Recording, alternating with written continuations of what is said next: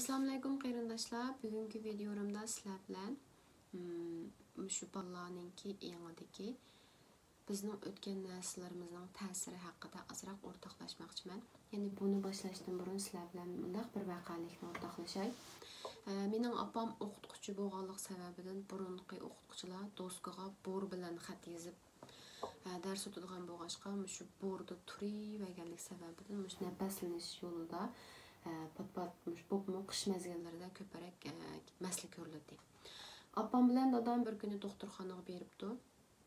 Doktorning yoniga kiribdi, tekshirtibdi. Doktor dorilarni yozib beribdi. Doktorning yozib bergan dorilar asosan mening opam yeydigan, bizning uyda bor, yolib qaytiradigan qatorliq ashtaq dorilar.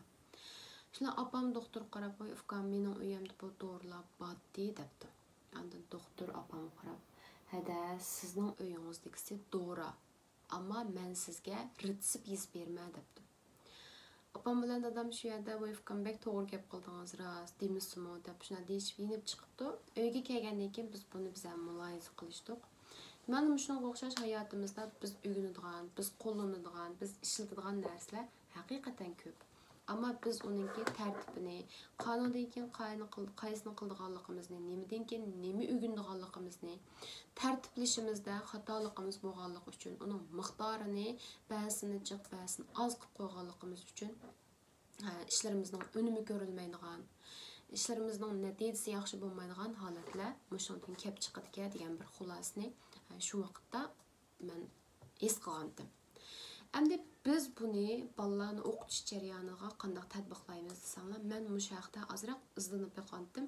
Mening oldimga mundaq bir rasm uchrab qoldi. Men bu rasmni azroq tahrirlash orqali ma'rifning bolalar engidagi iziga sal qaramang degan o'zimning ideyasiga mos holatda tahrirlab oldim. Biz darsni buni oldimizga kelgan ko'p materiallarni hil buni o'timiz. Bolalarning kallasida tutashtirsak, mundaq bir narsa chiqadi.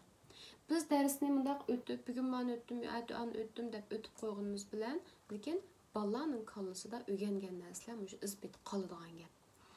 Endi biz agar darsdan burun tayyorlikni yaxshiroq qilib, men bolalarga nimadan keyin nima o'tma, bolalarning kallasida bu o'tgan narsalarim qaysi xil holatda bo'ladi deganni o'ylab turib, dars o'tsak, bolalarning kallasida tartiblik bo'ladi. Keyin uni bir kimga o'rgatmoqchi bo'lsinmi yoki ishga eg'iz o'rganganini so'zlamoqchi bo'lsinmi, nerdan boshlashni, eg'izidan nerdan gap chiqishini bilalaydigan holatda bo'ladi ekan. Shuningdek, bugungi videomda sizlar bilan shu o'qituvchi bo'lish faqat bolalarga dars berib qo'yish emas, balki o bolalarning kallasidagi bizning qoldigan izlarimizga mas'ul bo'lish ekanligini sizlar bilan o'rtoqlashmoqchiman.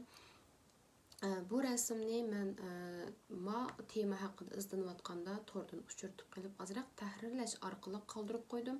Agar buningdanmi yaxshi holatda ifodalay oladigan rasmlar bo'lsa, buningdanmi yaxshi holatda bizga tushuntirib bera oladigan qimmatli taklif fikrlaringlar bo'lsa, inkas rayoni qoldirib qo'yishni yoki men ayrim uchur qilish orqali o'rtoqlashishni unutib qolmanglar.